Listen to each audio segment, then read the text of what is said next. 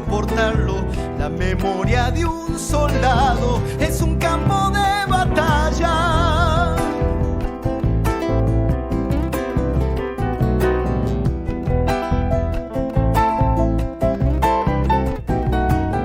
Carga con la pesadilla que bombardea su mente, el insomnio de un valiente que lucha y no se arrodilla.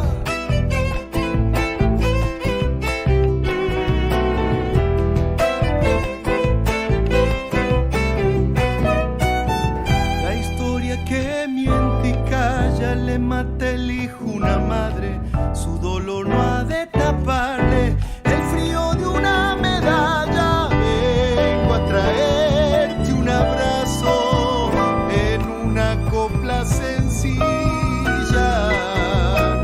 porque te siento mi hermano, veterano de Malvinas.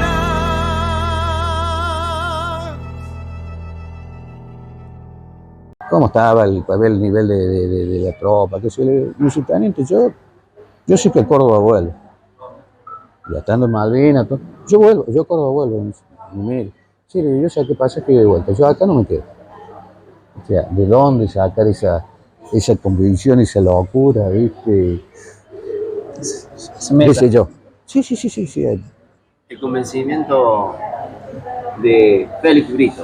No, qué sé yo, no sé, viste, o sea, la gana de vivir, qué sé yo. Tía. Bueno, estamos al aire, ¿no? ¿Sabes? Bueno. Al aire, ¿no? No, pero bueno, ya hablamos. Ya, ¿Cómo le va? Bien, Félix bien. Brito, Hola. es combatiente de Malvinas, soldado en el grupo de tiradores, primera línea. Le agradecemos los minutos de estar en este especial de 2 de abril. No, el agradecimiento es siempre nuestro, de todos los veteranos, porque que se mantenga viva la llama de la gesta del 2 de abril para nosotros es muy importante, pero no por nosotros en forma personal, sino por los que quedaron allá. Es que a nosotros nos ha quedado una deuda que la memoria tiene que ser por ellos. Ellos no tuvieron la oportunidad que nosotros tuvimos de poder vivir. Ellos quedaron allá. Estábamos hablando previamente con Félix sobre lo que fue el tramo desde que él comienza la colimba hasta que a ellos, hasta que a ustedes le informan de que iban a Malvinas. Contémosle a la gente un poquito sobre cómo fue ese proceso, porque estamos hablando de 19 años recién cumplidos. 19 años recién cumplidos, 24 de enero del 82. Los incorporan el 1 de febrero en el Regimiento de Infantería 8, con asiento en Comodoro Rivadavia. 3, 4, 5 de febrero los llevan al campo Astra, donde lo dieron la instrucción. Volvemos después al regimiento, o sea, habremos tenido un mes y medio menos, introducción militar. Volvemos al regimiento, ya se empieza cerca lo que después sabemos que ocurrió con el tema con 2 de abril.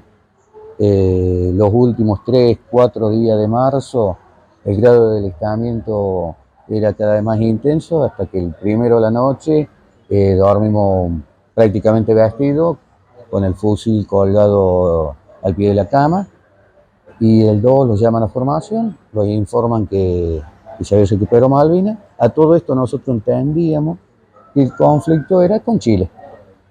Como históricamente siempre teníamos conflicto con Chile, entendíamos que era con Chile. Estábamos en el sur y, o sea, toda la cabeza nuestra era... Cerrada por ese lado. Cerrada por ese lado. Todos los movimientos, porque se empezó a ver movimientos muy distintos en el regimiento y todo, pero bueno, no, la gran sorpresa, Malvinas, bueno, un orgullo.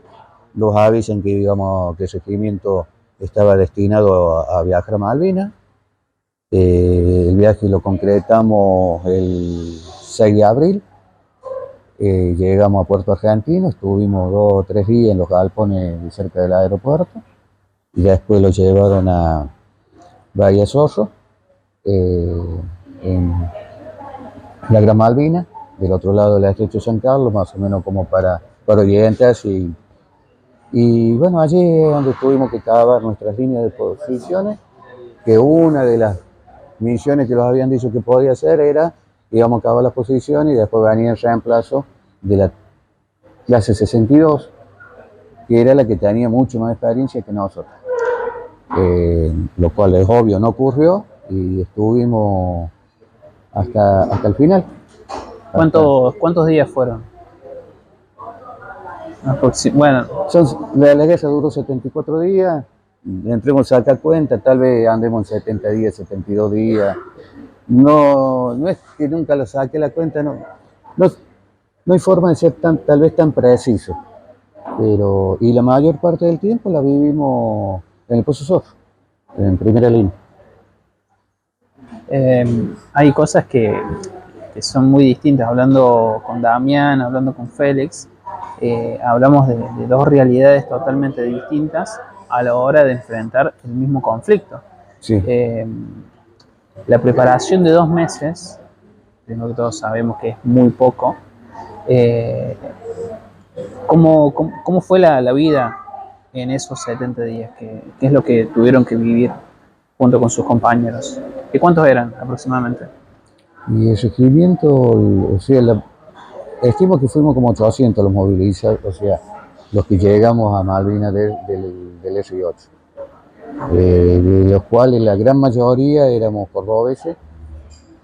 El regimiento sí ha sido aproximadamente 1200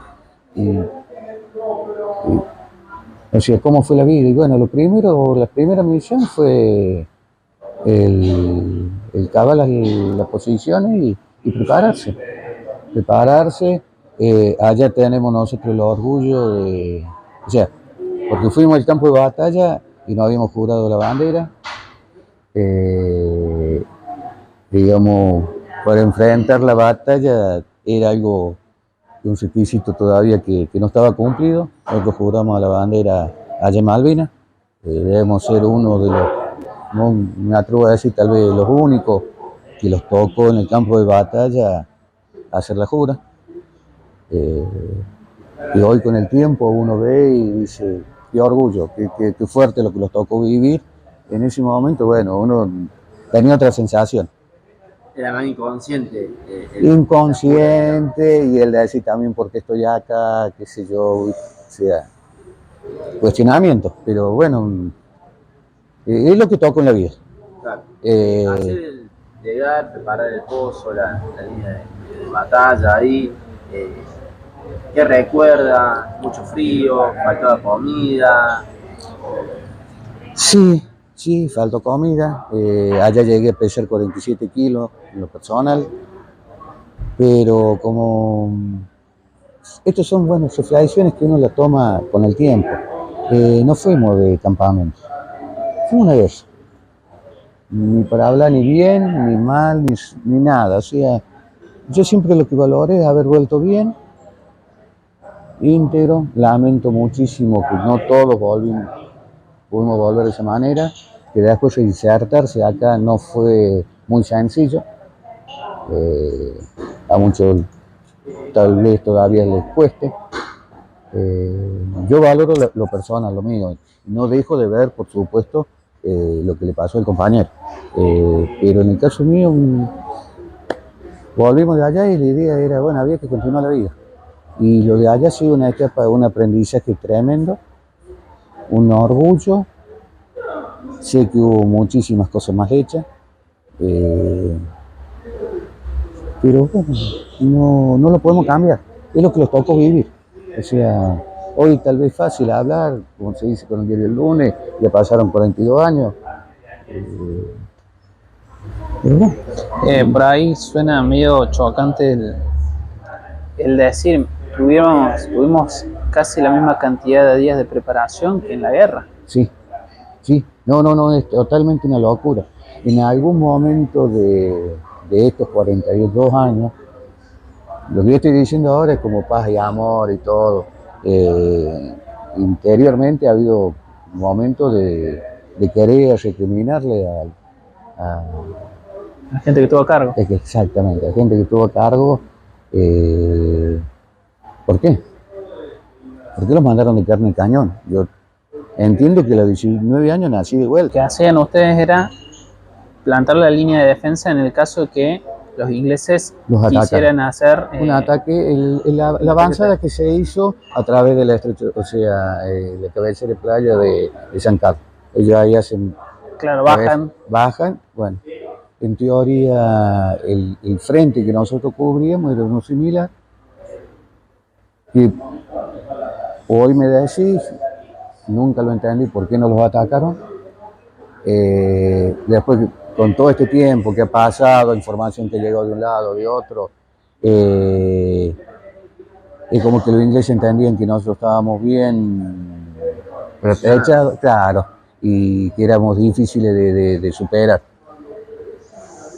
Pero no sé, ¿viste? Decía, lo sabe el jefe, ¿viste? Claro. Lo sabe el jefe, qué sé yo, son todas especulaciones. O sea, ellos tenían una información totalmente diferente de la realidad de la tropa argentina, digamos. Pensaba que era más poderosa, que tenía más armas. Y probablemente sí. Probablemente sí. Y los cañones que nosotros teníamos, los buques, no le llegaban. El alcance nuestro de poder de fuego no llegaba a donde estaban los buques. Entonces no contestábamos. Y ellos no sabían. O que no contestábamos porque teníamos mucho poder de fuego. No sabían cuál era su estrategia. Exactamente. O sea, Por la duda ni se acercan. Exactamente. Eso es lo que, bueno, uno deduce. Con el correr del tiempo se van encontrando con esa información. Exactamente. Hablamos un poquito de cómo fue el post. ¿Cómo fue el reencuentro con tu familia cuando vuelves de allá? Tremendo, es obvio que cada uno, todos los vivimos distintos, tremendo porque estuvo medio vacío en la terminal de ómnibus esperando. ¿Qué fue lo primero que preguntaste? Porque ya lo estuvimos hablando previamente. Y bueno, no, mi primer gran mochila que me pude sacar es gracias a Fernando Junco, clase 62, vecino de toda la vida, amigos, vecinos, bueno, los padres viven todavía, vivimos al frente de casa, fue de que en casa estaban todo bien. Cuando llegamos al regimiento, después de la rendición, después de Madryn, de todo, o sea, porque de Malvinas llegamos a Madryn, de Madryn colectivo y a Comodoro. Lo veo a Fernando y le pregunto que sabía casa, y bueno, me dice que estaba todo bien. Mi gran duda era la vida de mi padre. Ahí tuve la primera gran alegría porque sabía que mi padre estaba, él me dice que está vivo. Y bueno. ¿Tenía miedo de que hubiera muerto de angustia? Sí. Yo estaba convencido de que en esos días de la guerra mi padre había muerto. Y es obvio, no tenía. Hasta que, bueno, la información me la dio él y ya estaba. Ahí se pasó, digamos. Por eso tal vez yo me inicie todo, porque yo me había hecho una película muy fea. Había tomado una decisión. Si mi papá había muerto por el tema ese, yo me iba a enganchar como cabo en el sufrimiento, iba a volver y a la primera guardia iba a tomar represalia con la plana mayor. O sea, la idea mía era tomar venganza con mis superiores, pero bueno, gracias a Dios no hizo falta nada de eso. O sea, el viejo lo pude disfrutar muchísimos años. Y bien. ¿Eso lo hizo consciente? A ver, lo que usted pensaba, ¿era consciente o era inconsciente? No, era consciente. No era decisión tomada. Yo sabía que volvía, mi viejo no estaba con vida, me iba a enganchar, y me iba a llevar lo que pudiera de la plana mayor y sabía que ahí moría, porque me bajaba. Pero era consciente. O sea, lo que yo había pasado no me importaba, estaba todo bien. Lo que sí no soportaba era lo que había sufrido mi viejo. Gracias a Dios no fue necesario. Y le comento la decisión que tenía mi viejo. Él era peor, él quería irse a Buenos Aires y matarlo a Galtier. O sea, lo que pasa es que con mi viejo una relación muy fuerte. El más chico, el más mimado, todo lo que quieran, todos los más que le podés poner. Y bueno. ¿Y cómo fue ese reencuentro con él? No, tremendo, tremendo. Decía, él no fue a la terminal, él estaba con mamá en casa. Y bueno, llegar. En realidad me cambiaron hasta lo que yo venía proyectando. Yo creía que, primero pensaba que lo iban a traer en avión de vuelta, lo mandaron en colectivo, no importa las horas de viaje. Yo decía, bueno, no, porque en ese tiempo hay que acordarse, porque primero en casa no había teléfono. El celular, estos medios de comunicación que existen ahora no existían. Y yo calculaba, digo, bueno, no, voy a llegar. Si llegamos a la madrugada, los hijos están durmiendo, los voy a dejar que se despierten. Y mira, quedé esperarlo ahí en la puerta. Hasta que yo pensaba un Darle la encuentro sorpresa. íntimo. Exactamente. Y bueno, no fue totalmente distinto. Fueron todos los amigos del barrio. Y bueno, esa noche no durmió nadie, fue joda, el otro día y bueno, fue... Comparándolo con el fútbol, te hicieron sentir Campeón del ídolo, mundo. ¿viste? O sea, Campeón del mundo. te hicieron exactamente. Sí, sí. Y fue la primera gran ayuda. ¿Cómo fue ese abrazo, ese primer abrazo con el viejo? Sí, qué sé yo, no, difícil de narrar. Sí, de silencio. Sí, fue un abrazo en silencio y es obvio. Un abrazo. Millones del alma, un Un abrazo del alma. como sanador, tal vez. Sí, totalmente. Sí, sí, sí, porque aunque yo ya sabía que estaba bien, pero tenerlo, ¿Tuvo alguna vez la posibilidad de charlar sobre Malvinas íntimamente con él? ¿O él respetó no, lo suyo y usted respetó? no, yo tal vez cometí un gran error, que fue esa misma noche cuando llegamos, que dije que el tema de Malvinas no quería hablar. Sí, yo no quería hablar, pero no hacerle daño a ellos. Yo no quería contarles lo que habíamos pasado, no, porque para mí ya había pasado, ya pasó, ¿viste? O sea, lo superé en un momento y ya está. O sea, sí, aprendo, pero ya está. Y no quería, no era no recordarlo, sino no hacerle daño a ellos. Y después con el correr de los años, yo participé en los primeros años muy poco de nada, no participaba de nada, en silencio. Intentaba Sí, pasar desapercibido. Sí, sí, me enfoqué, o sea, retomé la vida normal, lo que yo llamo vida normal, lo que venía haciendo siempre. Y era bueno, terminé mis estudios, venir a la cancha, el laburo, acompañar a los viejos y ir haciendo también la vida mía, seguir jugando al fútbol, lo que hacíamos en ese tiempo. ¿Cuándo fue el primer reconocimiento que sentiste que te llegó y que fue una caricia al alma, como lo fue ese primer reencuentro? Y el más fuerte es obvio, el cuando llegamos. El cuando llegamos a casa es,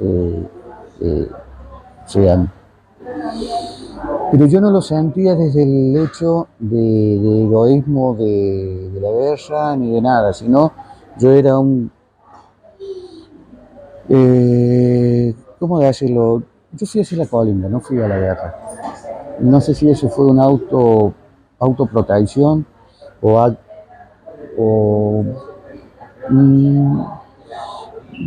es difícil expresarlo. O sea, no es que me olvide de Malvinas. Malvinas siempre ha estado presente. Pero vuelvo a decirlo siempre. Yo me enfoqué, seguí con la vida. Los reconocimientos más grandes los siento, o sea, no es reconocimiento, una revancha es la del 86. La del 86, cuando hace el gol el Diego, sí, ahí te digo, abrazado con el viejo, mirando la tele, prácticamente de rodillas. Es malo comparar una guerra con un partido de fútbol, sí. y especialmente para los que perdieron sus seres queridos allá. Pero fue como una revancha. Lo del 86 y los dos goles del Diego, uno más que el otro, hasta el con trampa, porque hacerle trampa a los tramposos es como devolverle la misma. Y la otra que lo paseó a todos, es como decir, hermano, lo que no pudimos hacer nosotros allá lo hiciste vos acá con una pelotita, y por colmo uno que ama siempre el fútbol, ¿ves? A lo que van a decir, el 86 es un momento enorme. Y muchos me van a putear y me van a decir, loco, ¿cómo vos lo vas a decir? Sí, bueno, pero es lo que yo siento. Cada uno lo vive de su manera. A su manera, aparte, te vuelve a traer a la memoria porque vos escuchás a mucha gente que decir que el 86 fue una revancha, que lo que nos digan ustedes, sí. Que lo digan ustedes habiendo estando ahí, hace mucho más heroico ese momento, hace mucho más valorable ese mundial. Sí.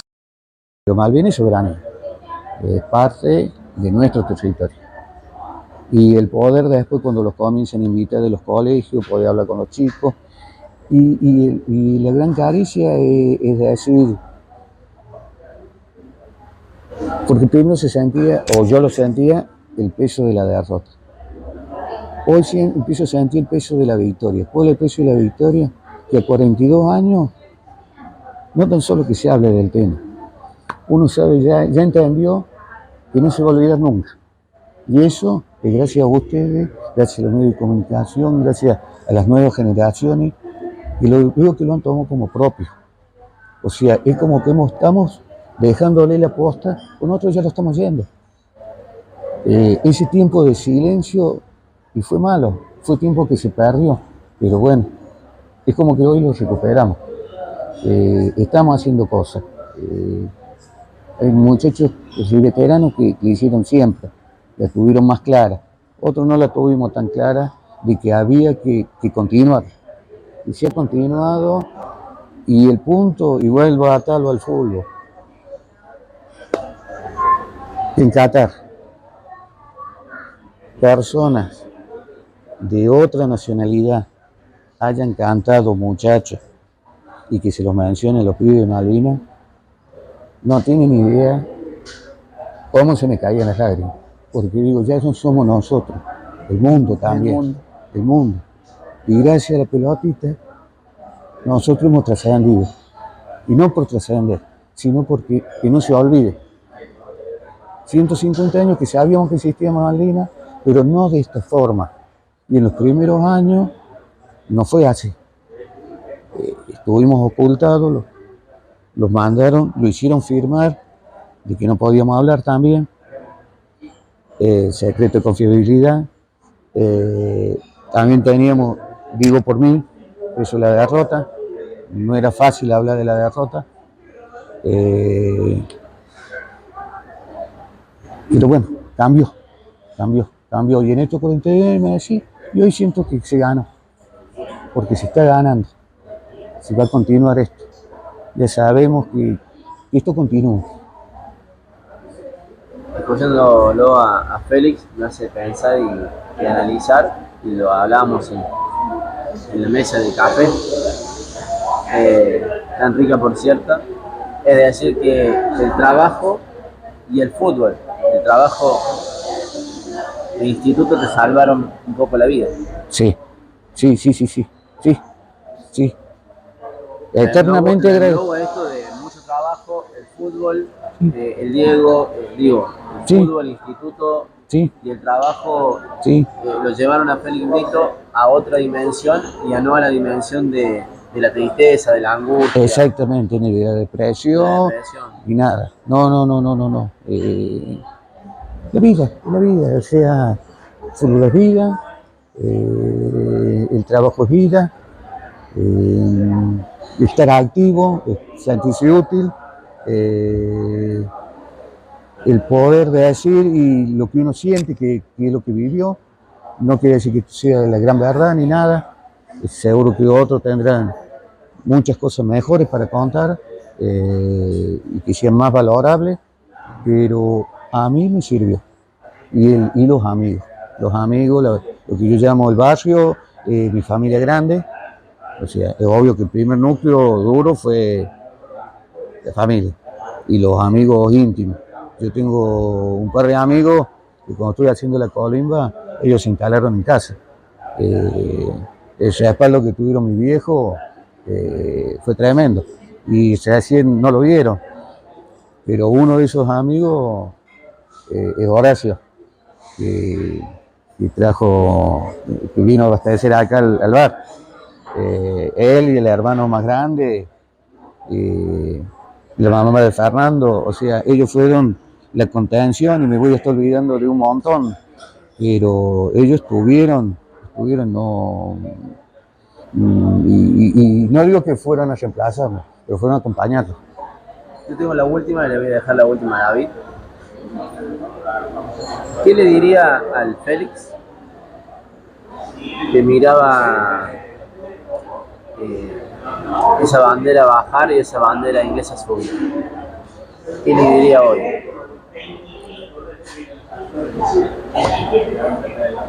¿Qué le diría? Primero, te diría que yo hasta me costaba dar lecciones en el colegio porque siempre he sido muy tímido. El tema de Malvinas me puso hasta casi en la obligación de contarlo, de decir, de exponerme. Nunca me ha gustado ni entrevista, no ha sido nunca mi vida, no, pero bueno, un poco por la vida política del instituto, sí, y pero por Malvinas también, e ir a un colegio y darle charlas a los chicos y pedirle que se capaciten, porque ellos tienen que recuperarla por la vía diplomática, que es lo que le queda, no la obligación, sino la misión a las futuras generaciones, que hacerle al Félix que tuvo las dos sensaciones en menos de 12 horas. Cuando los avisan que se había terminado, me dan la misión de avisarle en primera línea a los compañeros y fui llorando de alegría porque volvía con vida. Y al otro día, cuando vi la imagen esa, que no se me ve jamás de la vida, ahí lloré de tristeza. O sea, en 12 horas tuve las dos sensaciones. Hoy, a ella, sigo soñando con poder ver flamear nuestra bandera de nuevo en Malvinas. Sé que en alguna vez, en algún tiempo de la historia del país se va a lograr. Me gustaría estar con vida, es muy difícil. La vida de nosotros los seres humanos es muy corta con respecto a la vida de la historia de los países y la historia de la humanidad. Convencido de que la vamos a recuperar, va a volver a flamear nuestra bandera y que me hubiera gustado que no pasara tanto tiempo, pero bueno, decirle sí, Félix, seguí llorando eso, pero... Orgulloso de ese Félix. Sí, pero muy orgulloso de este, porque pudo superar un montón de cosas y pudo contar y pudo ver de que la historia no terminó allá, continuó, y que la ha tomado como propia, no digo el 100% de la sociedad, la gran mayoría. Y es un tema que vivir, sí, como todo, pero es el que más une. En el país es el tema que más une, pero no el 100%. Bueno, Félix, te agradecemos por estos minutos que nos has brindado. Hablando un poquito de los sueños, yo creo que el sueño tuyo es ver la bandera argentina flamear en las Islas Malvinas. ¿Cuál es el legado que le dejas a tu familia, a tus hijos?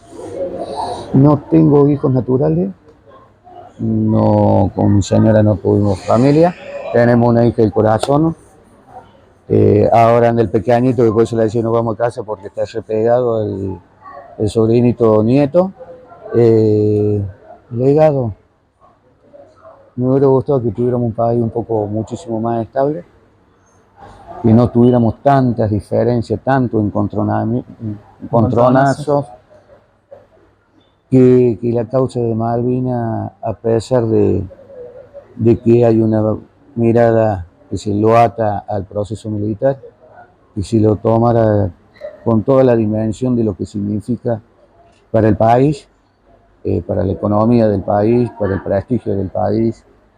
En los primeros años se escuchaba que te decían, ¿para qué los mandaron a pelear por un poco de de tierra que no tiene nada de valor. Y yo le decía, no tiene valor para nosotros, pero para los ingleses que viven el Lome la miércoles sí tienen. Y hoy sí saben todo el mundo que tiene valores geopolítico, estratégico, económico, tiene muchísimo valor y aparte es nuestro, el territorio nuestro. Sí que me hubiera gustado dejarle más encaminadas las cosas, pero bueno, es lo que se pudo. Félix, gracias por tanto. No, gracias, no. Como tanto le decimos a todos los héroes, gracias. No, y héroes no. Héroes son los que quedaron allá, o mártires. Todos. Yo los considero a ellos. Ustedes son héroes también. Sí, yo como no. Dijo usted, No. de volver y reincorporarse y estar ente hoy, a nosotros nos fortalece más en nuestra relación con Malvinas, porque la relacionamos por ustedes, y en el amor a la patria, como decía Damián recién, también. Ustedes nos hacen amar más a la patria. Sí. Yo creo que en ese ha habido un quiebre, mucho más al amor por la patria. Pero bueno, veremos. Y gracias a ustedes, gracias por la entrevista, gracias por dejar contar lo que uno siente y gracias por continuar con el legado y a meterle pila. Lo tomamos. Si es un legado, lo tomamos. Muchas gracias, Félix. No, gracias. Así pasó Félix Brito en este especial el 2 de abril de Kilómetro de Vida. Mi nombre es Daniel Chávez de Fiat Montironi. Hoy quiero acercarle la posibilidad de llegar al nuevo Fiat Cronos. Vos elegís cómo y cuándo retirarlo. Tu Fiat Cronos, el auto más vendido de Córdoba y del resto del país. Vas a tener tu Cronos con todas las prestaciones de un vehículo de alta gama, con pantalla táctil de 7 pulgadas, dirección asistida, climatizador, cámara de retroceso, comando al volante, llanta de aleación y faros antinieblas.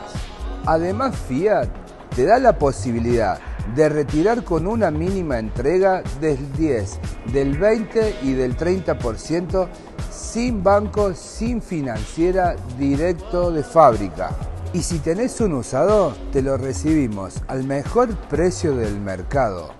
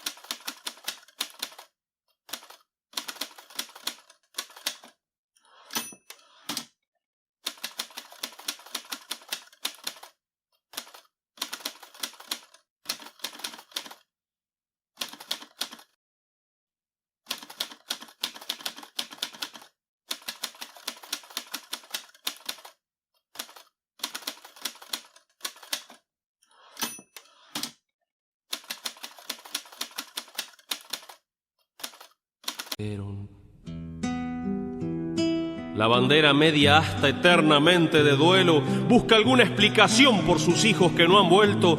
Yo sé bien de que no es justo que a uno le roben el suelo, pero no es justo tampoco hacerse matar por ello. Nunca olvidemos que el fin no justifica los medios. Vaya estos versos sencillos a los chicos que murieron, inocentes criaturas como el Maciel de mi pueblo. El 2 de abril en mi patria se vuelve rojo misterio y se mancha el almanaque porque es un día muy nuestro, con la sangre de esos hombres que con honor defendieron el suelo de aquellas islas que según dicen es nuestro. Le pido a Dios poderoso que cuide a los que murieron y grito ¡viva la patria! Como un homenaje a ellos.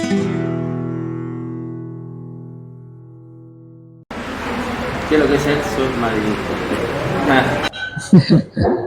Es una aventura muy difícil de explicar, cualquiera puede ser submarinista. Cualquier persona, siempre y cuando cumpla con ciertos requisitos. Pero es una elección voluntaria y que la tomás sin pensar, hasta que descubrís que tenés una verdadera vocación. Y si fuiste submarinista, vas a ser submarinista toda la vida. Seas lo que seas, lo más importante en tu vida va a ser seguir siendo submarinista. De esta manera abrimos la entrevista especial de Malvinas con Damián Washington Rivero, personal de carrera del submarino San Luis, que ha tenido participación activa no solo en Malvinas, sino ya nos va a contar él en cuánto tuvo. Pero gracias primero por esta entrevista, por este tiempo. Y bueno, siguiendo con esta tónica del submarino, Sí. uno recién le consultábamos cómo es la dimensión y usted decía, bueno, son pasitos Son espacios, angostos. son espacios muy reducidos, en donde viven 35 personas. Esa es la otra parte importante. En tiempo de paz es muy factible que la mitad esté durmiendo y la mitad esté trabajando, porque esa es la metodología que tiene. En tiempo de guerra la situación cambia, la viví, cambia muchísimo, es como que todos están despiertos y las 24 horas. No hay lugar como para decir, vamos a comer, nos vamos a sentar en el comedor. No existe eso, definitivamente. Es más, nadie, ni siquiera está, si querés comer, tenés hambre, pasás por la heladera, agarrás lo que puedas y te lo comes, ya está. Pero nadie te va a dar un plato de comida porque hasta el cocinero está involucrado en lo que es la guerra. Pero sigo sosteniendo de que la vida adentro, a pesar de ser distinta, y todas las vidas, o sea, yo considero que todo es como que a mí me hablen de un aviador, y sí, es distinto lo que él hace, andar en el aire, pilotear una nave, que a lo mejor la pilotea una sola persona. En el caso del submarino existe lo que se llama la fusión nave-hombre. Nave. No puede, el submarino no se transforma en un arma mortal si no tiene gente adentro. Eso es lo que en realidad es un submarino. Nosotros es como que somos el corazón de la nave. La nave es poderosa, pero necesita de la guía de las personas. Y en este caso el submarino San Luis, destacado en Malvinas, fue una nave muy noble, una nave que era un prototipo en realidad cuando fueron comprados a Alemania, o sea que no tenían, nunca había estado en guerra, nadie sabía el comportamiento que tenían esas naves, y resultó ser un verdadero ejemplo con respecto a la nave de guerra, y que le dio una pequeña lección al mundo también, porque se enfrentó con la flota más poderosa en tácticas antisubmarinas y jamás nos pudieron encontrar, nunca nos pudieron encontrar. Inglaterra gastó muchísimo en la búsqueda nuestra y una sola vez nos detectaron y escapamos de esa detección y ellos no se dieron cuenta que nos habían detectado. Nosotros sí, nosotros sabíamos que nos habían tocado, pero ellos no se dieron cuenta. ¿Cómo se dieron cuenta ustedes que ellos...? Porque el aparato que busca bajo el agua se llama sonar, y cuando el sonar lo largan para hacer búsqueda y te encuentra, emite un sonido, es un ping. Es como que algo rebota en el casco. Y nosotros lo escuchamos. Se escuchaba ese ping. Nos encontró. Nos encontró. Es como cuando vos ves en la película que apuntan con un arma que tiene el puntito rojo láser. Bueno, es lo mismo, nada más que en sonido. Es con eso. Y ahí nosotros nos quedamos duros, quietos, no, ni caminábamos para no producir ningún ruido, para no dar la información. Ese fue el submarino, el Splendid, el HMS Splendid de ellos. Y seguramente que si nos rastrearon de nuevo, ya no escucharon más otro pin y lo dieron como un falso eco. Y ahí nosotros ahí seguimos, tranquilos. Pero fue la única oportunidad en el análisis histórico que hay de la derrota que tuvimos, todo. Aparte, Inglaterra sabía que nosotros íbamos para allá. Un día antes, el Spartan había hecho todo el recorrido en la zona que nosotros íbamos a ocupar. O sea, se fue el Spartan, llegamos nosotros. No, pero nos estaban buscando ya. Antes que hiciera el conflicto, ya nos estaban buscando. ¿Cómo les llega la noticia a ustedes de que se iba a iniciar la guerra? Porque hablando previamente nos comentaba que la meta era encontrar una salida diplomática. Claro. Bueno, en el caso nuestro, nosotros vivimos los momentos del 2 de abril, de la toma de Malvinas, con la gran sorpresa como todo el mundo. Nos despertamos y nos desayunamos una mañana del 2 de abril con la noticia de que se habían recuperado las Islas Malvinas. Y después del 2 de abril empezamos a notar nosotros, nadie nos dijo nada, pero había cargas de combustible, carga de comida, carga de torpedos de guerra. Sospechosos. Sí, o sea, a mí me resultaba sospechoso más que nada los torpedos de guerra. Voy a aclarar que mi especialidad dentro del submarino o dentro de la Armada era mecánicos en sistema electrónico de armas submarinas. Entonces, o sea, soy especialista en armas submarinas, cualquier arma que funcione bajo el agua, soy especialista en eso. Y ya torpedos de guerra ya era muy elocuente. Claro, era algo normal. Era llamativo. No, sí, siempre salíamos con torpedos de ejercicio, todo eso, sí, por las dudas que hiciéramos algún lanzamiento. Pero ahora no, ahora eran todos de guerra. Y el día 9 de abril hubo una selección porque el submarino tenía 2 tripulaciones de 35 personas. Por ejemplo, nosotros salíamos a navegar, estábamos 20 días navegando, qué sé, cuando volvíamos, nos daban una semana, por ejemplo, para que fuéramos a estar con la familia, todo como un descanso, y había otra dotación que se quedaba para hacerle el mantenimiento al submarino. Entonces habían 2 tripulaciones. De esas 2 tripulaciones había que elegir una, que era la de combate. Bueno, yo creo que no me eligieron a mí porque estaba el comandante de la Fuerza de Submarino y con él había estado yo en el 78, en el Beagle. Y me reconoció y le dijo al comandante del submarino San Luis, llévalo porque es de los buenos. Así que no me dio elección a decir que si quería ir o no quería ir. Claro, a ver, como a otros combatientes, Sí. a usted no le llega No, esto de no estar La preparado, esto de que eran jóvenes, claro, usted tenía una carrera exactamente. dentro de la Armada. Sí, estábamos preparados para Claro. eso. O Estábamos sea, su realidad preparados. fue totalmente diferente a la de otros. Claro, lo que pasa es que acá hay cosas que se deben entender. Estamos hablando de la guerra en Malvinas y ustedes siempre se van a encontrar con distintos puntos de vista de una misma causa. Claro. O sea, la persona que lo vivió desde el aire, lo vivió de una forma, el que estuvo en tierra, en la turba malvinense, lo vivió de otra manera, y yo lo viví desde abajo del agua, digamos. Es la misma causa, pero desde distintos puntos de vista.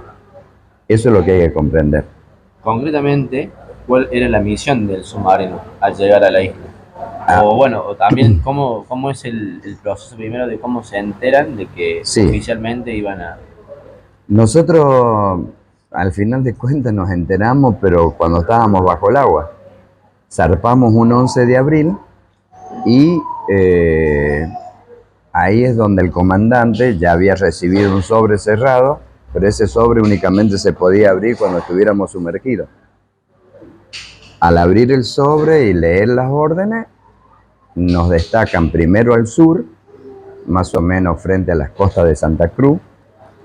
La zona era denominada Enriqueta, tenían el nombre las distintas zonas. Y nosotros fuimos y mientras fuimos hicimos todo el adiestramiento, todo, que era lo que decían las órdenes. Y antes del 1 de mayo, o sea, el 27 de abril, nos destacan al área María, que estaba al norte de la isla Soledad, entre el estrecho San Carlos y la entrada a Puerto Argentino. Bueno, ahí en la parte norte, esa zona era de exclusividad para el submarino San Luis. ¿Por qué digo de exclusividad? Porque habían zonas marcadas para que estuvieran otras naves, pero resulta de que antes del 1 de mayo, la Armada repliega sus buques de guerra y el único que quedó fue el submarino San Luis, pero sin protección, solo. ¿Algo táctico fue? No sé si fue táctico o cómo fue, pero nosotros creíamos que estábamos protegidos y en realidad no. ¿Y cuándo Estuvimos se solos enteraron? ¿Cuándo se enteraron de eso? cuando volvimos. O sea, estuvieron todo el tiempo Sin saber. descubiertos Sí, y nadie les dijo, bueno, sí. cuídense ¿Por porque qué? están solos. Sí, ¿por qué? Porque nosotros, por ejemplo, estuvimos 10 días de combate. O sea, combate intenso con la parte inglesa y pudimos salir indemnes de todo eso. Nosotros efectuamos 3 ataques. De los 3 ataques, en uno solo el torpedo explotó, pero no sabemos contra qué. Nadie dice nada. Yo supongo, porque era un torpedo antisubmarino que le pegamos a otro submarino, pero nadie dice nada. La única referencia que tengo yo es del submarino Onyx, de inglés, que fue el último submarino en entrar a Inglaterra y lo hizo 7 meses después, porque estuvo en reparaciones en la isla Ascensión. Tal vez Y ahí. se ve que los otros submarinos, salvo el Conqueror, que lo torpedea al crucero Belgrano, crucero. los otros submarinos que desplegó, y tenía 5 submarinos Inglaterra, ninguno entró en combate. ¿Cómo es que se dañó el Onyx? ¿Qué le pasó? Y aparte, estamos hablando de 5 submarinos contra 1. Claro, sí, contra uno que era diésel eléctrico, los otros submarinos eran nucleares. No, había mucha diferencia, muchísima. Tremenda la diferencia. ¿Cuál era el objetivo principalmente del submarino? Defender, en realidad el objetivo principal era frenar el avance de las naves inglesas. Ese era el objetivo, pero solo y todo hicimos todo lo que pudimos y casi que se frenó, porque cuando nosotros se inició el ataque del 1 de mayo, la flota inglesa iba derechito para entrar en el estrecho San Carlos y de ahí hacer cabecera de playa y tomar las islas nuevamente, y sin saber que estábamos nosotros en ese lugar. Cuando nosotros primero éramos cazadores hasta que largamos el torpedo. Después que largamos el torpedo nos convertimos en presa, Claro. porque nos empezaron a buscar, pero no pudieron cumplir con su objetivo de continuar hacia la isla, porque sabían que estábamos nosotros ahí. Éramos un peligro. Ellos nos tenían que, ya no era el objetivo recuperar la isla, era destruirnos a nosotros, Encontrar el el submarino. objetivo. Y no lo pudieron lograr. No. Ese fue como quien diga, un éxito muy grande, y incluso hoy en día sabemos perfectamente bien que en varios colegios navales del mundo se estudian las tácticas que empleó el submarino San Luis, porque parece increíble que una cosa tan chiquitita haya luchado contra algo tan grande, que eran ellos, nosotros los reconocemos, son los mejores en el mundo en guerra antisubmarina. Y al no habernos podido vencer, para nosotros es un orgullo muy grande.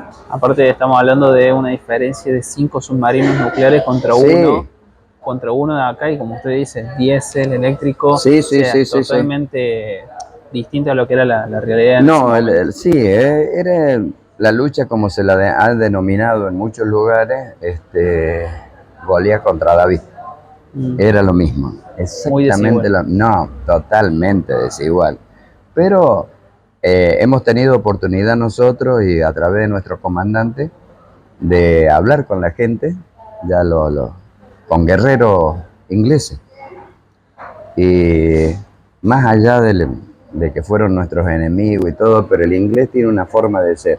El inglés reconoce cuando hay valores en su oponente, los reconoce, así como reconoce a nuestra Fuerza Aérea, a nuestros pilotos y todo. Bueno, estamos incluidos nosotros también. Así que es un orgullo bastante grande. Qué orgullo. Sí. Más orgullo me da conocer esta historia porque uno, más allá de, no sé si el resultado, pero de lo que se aconteció en Malvinas, uno los tiene como héroes. Sí. Siempre, no solamente el 2 de abril. Sí. Es más, vamos a hacer capítulos de entrevistas con más héroes. Sí. Claro. Yo siempre digo, no son combatientes, son héroes para nosotros. Hay una anécdota o algo que nos contaba recién fuera de cámara que estaría hermoso que lo pudiera contar. Esa decisión inconsciente que termina trascendiendo no solamente dentro y durante de la guerra, sino después. Sí.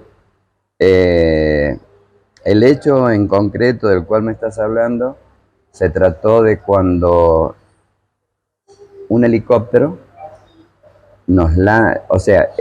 largó un torpedo, lo cual ellos denominan el torpe crazy, torpedo loco. ¿Qué es lo que hace este aparatito? Lo largan ellos al agua y lo dejan que haga búsqueda, que haga lo que quiera. Y ese sí nos encontró. El torpedo ese nos encontró. Pero el torpedo no puede pasar la información de nuevo que ya nos encontró. El torpedo se activó nada más y nos empezó a perseguir para chocar contra el submarino y explotar. Y nosotros escapar. Ya cuando supimos que teníamos el torpedo, que lo teníamos justamente atrás. ¿A cuántos metros tenían o a qué distancia? No, el torpedo en ese momento cuando lo escuchamos nosotros lo debemos haber escuchado a unos 5 kilómetros aproximadamente que entró en el agua. Era característico, se lo conoce, el ruido que produce y todo. Y ahí se puso marcha adelante, quinta marcha, es como los autos, el submarino, nada más que en vez de tiene quinta igual que los autos. Y a máxima velocidad, y estábamos en ese momento apuntando hacia las islas, o sea, hacia el sur. Nosotros estábamos en la parte norte, como te había explicado, así que estábamos apuntando hacia el sur.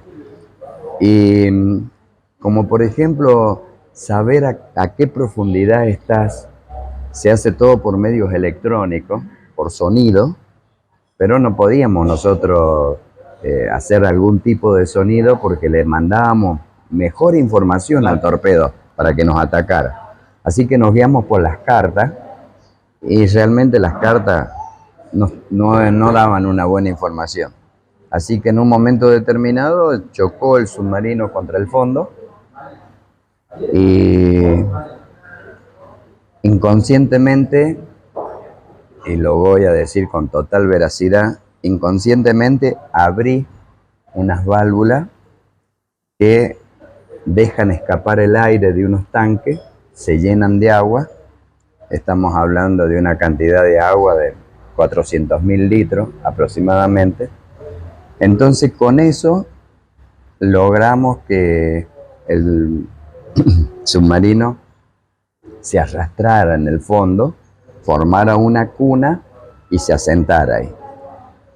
Con las hélices para arriba. Con las hélices para arriba para que no se dañaran. Y bueno, con el tiempo una comisión investiga el hecho y determina que lo que se había sucedido en ese momento había salvado la nave y por ende la vida de los tripulantes. Los 35. Los 35 tripulantes. Ahora, yo por ejemplo, este año, en noviembre, estuve reunido con mis compañeros y con ese comandante que yo tuve en el submarino. Y ahí fue donde él me expresó qué hermosa maniobra que hice. Pero expliqué también que no sabía por qué lo había hecho. Entonces dijo alguien por ahí que estaba tan bien capacitado que normalmente cuando suceden esas cosas no se piensa en lo que uno hace, lo hace. Se actúa.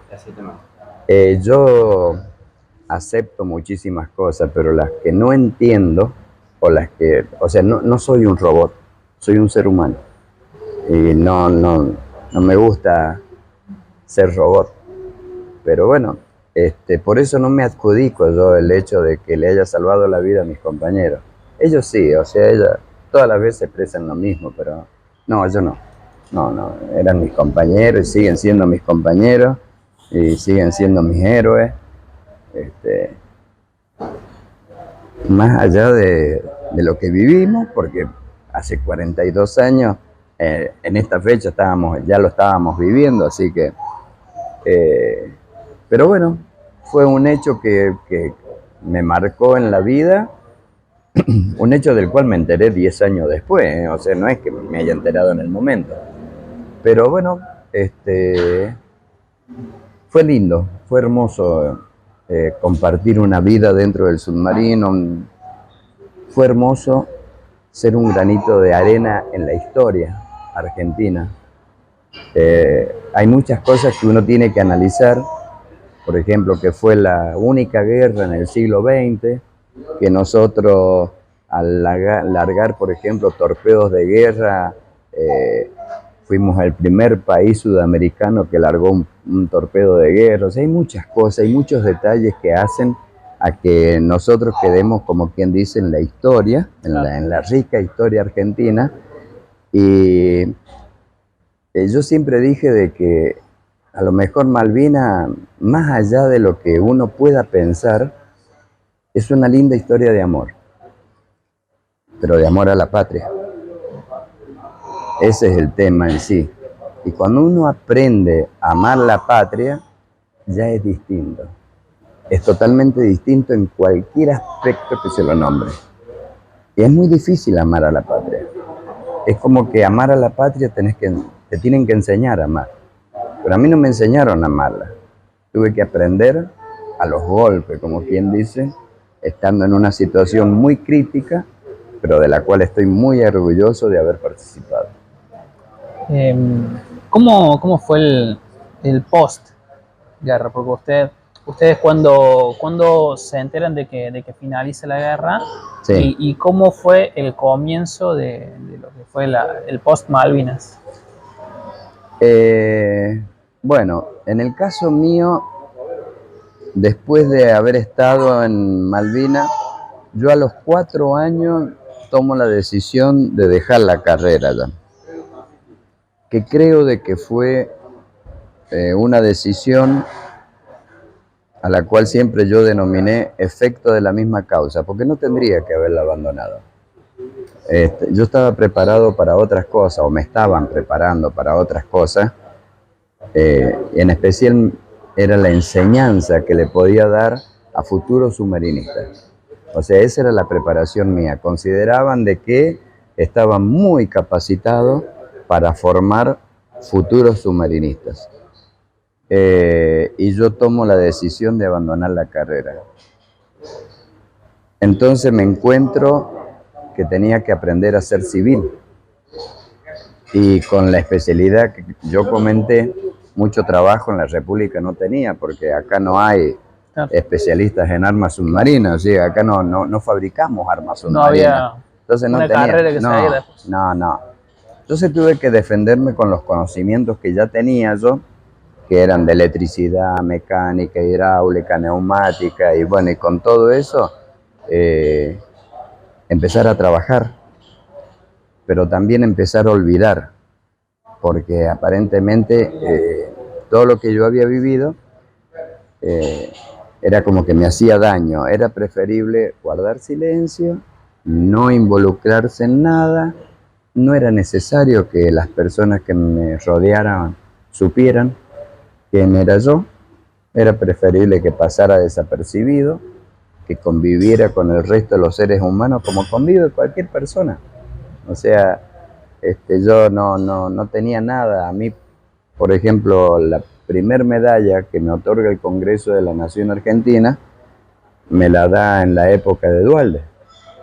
O sea, 2001, la 2002. presidencia de Menem Duhalde. Y Menem se había ido a la afuera, Duhalde asume por un mes, qué sé yo, la presidencia, y ahí firma el diploma y con la medalla, todo eso. Imagínense de que eso ya era en la década del 90. Claro. O sea, habían pasado Más de 10 muchísimos años en los cuales estuvo lindo de que nadie hablara nada de mí, nada. Bueno, cuando llegó el diploma y la medalla es como que reflotaron recuerdos a los cuales ya estaba acostumbrado a no tenerlo. Y bueno, aprendí a ser un civil más, una persona que tenía que trabajar ya con una familia, con hijos, y tenía que ser igual a todos los demás. Sin, o sea, en mi interior recordaba lo que había vivido, pero no lo expresaba. Si ustedes me decían vamos a hacer una entrevista como la que estamos haciendo ahora, no la hacía, directamente no la hacía. Ya ahora han pasado muchísimos años, comprendo la realidad, la veo desde otro punto de vista, y esto me parece que hace bien a futuras generaciones. Esto de revelar la historia, de cómo se vivió, pero siempre digo lo mismo, la historia debe ser contada tal cual como sucedió, no que sea transgiversada, tiene que ser real. Si tuviera que resumir en 2 minutos la verdad de la guerra, yo te diría, bueno, yo le quiero contar en 2 minutos a la gente que ve este video cómo fue y qué fue la guerra de Malvinas.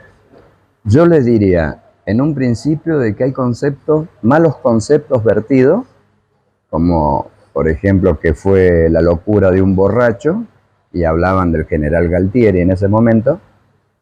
El título que pusieron después de los chicos de la guerra, no fue tan así los chicos de la guerra, fueron verdaderos hombres los que estuvieron en la guerra.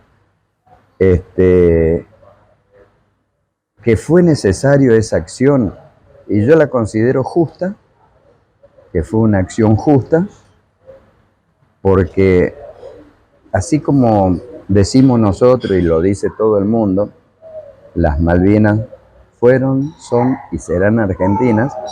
Entonces el acto que se hizo no fue tanto de guerra, sino de que fue un acto de soberanía, de defender nuestra propia soberanía, que es lo que haríamos todos, personas de bien, Claro.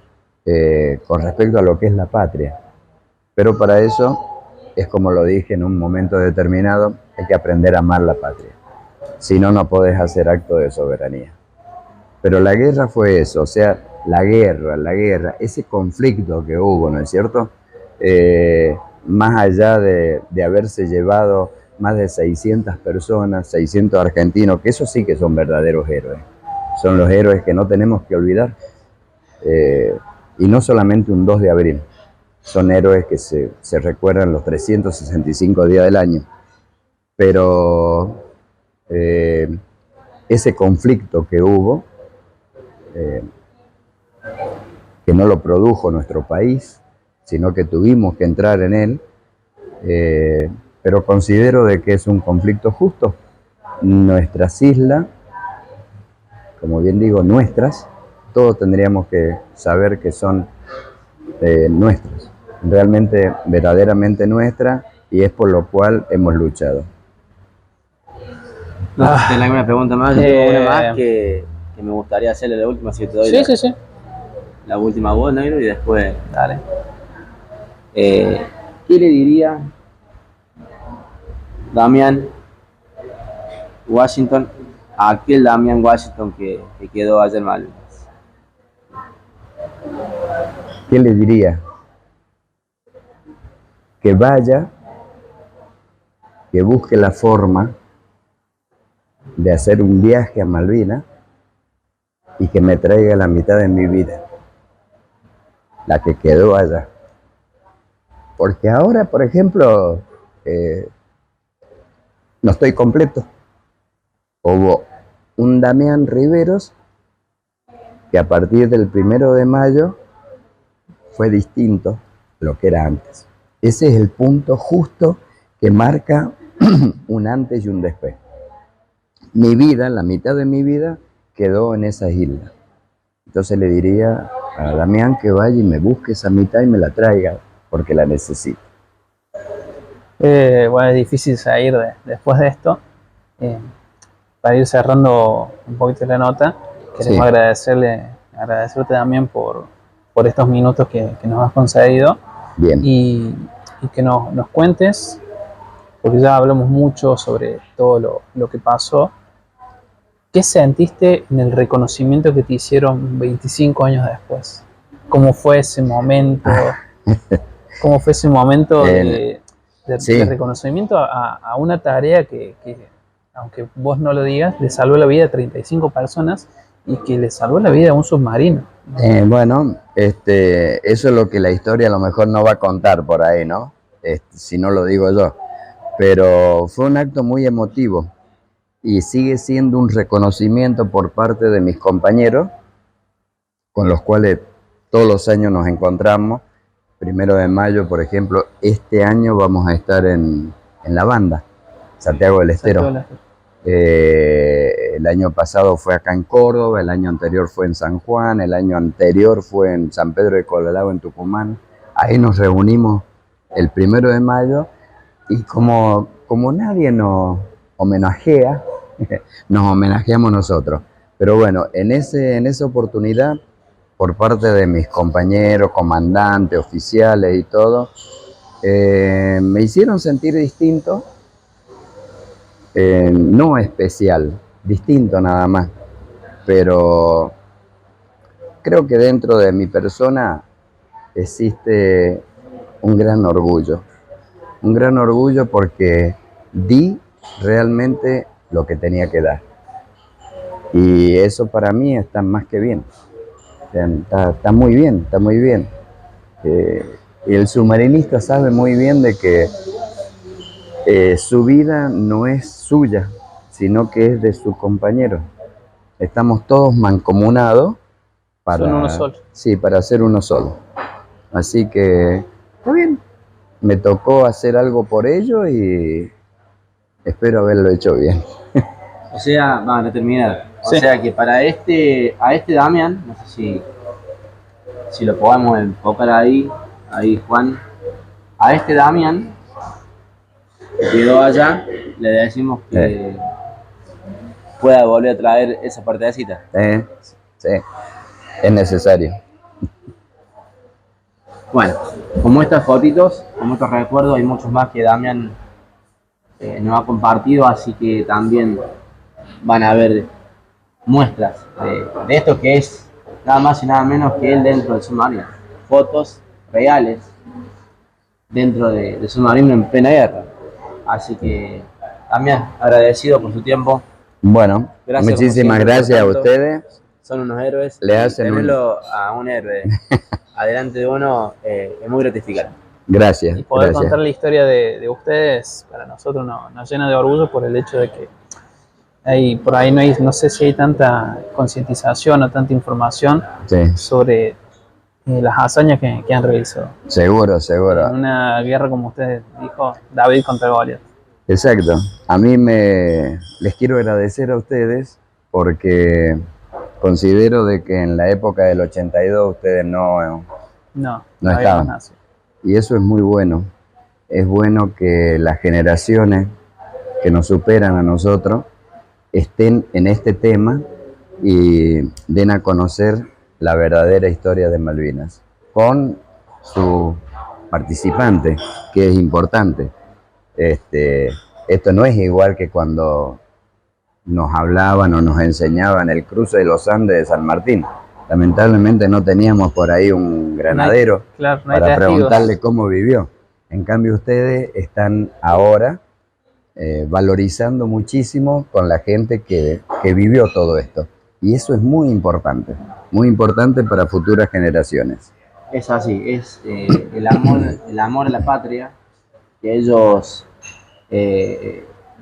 creo que engendraron allá.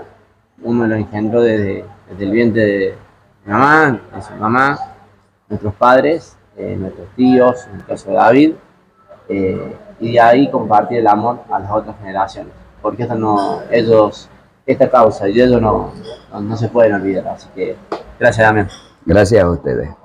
Te sacaron de tu casa y sin abrigo, te largaron en el viento surhelado, te entregaron armas que no conocías, que con suerte cada tanto funcionaban. En un hoyo que cavaste repetías las canciones que creías olvidadas.